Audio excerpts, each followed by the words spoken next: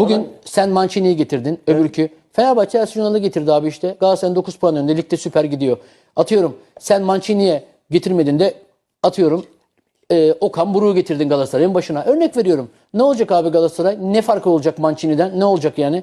Galatasaray Mancini'yi getirdin. Şampiyonlar Ligi'ni mi kazan? Tekrar bak bazı örnekler vereyim. Bugün Galatasaray'ın başına altyapıdan birini koy. Bir hocayı koy. Yani şey amaç söylemiyorum yanlış. Fenerbahçe'nin başına da altyapıdan bir tane hocayı koy. Ver bu kadroları.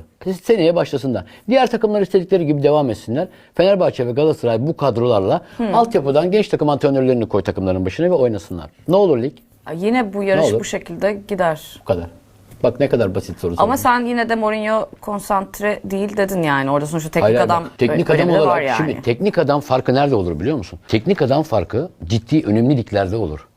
Yani Premier Lig'de ne bileyim yani mücadelenin zor olduğu yerlerde teknik adam farkı çok önemlidir.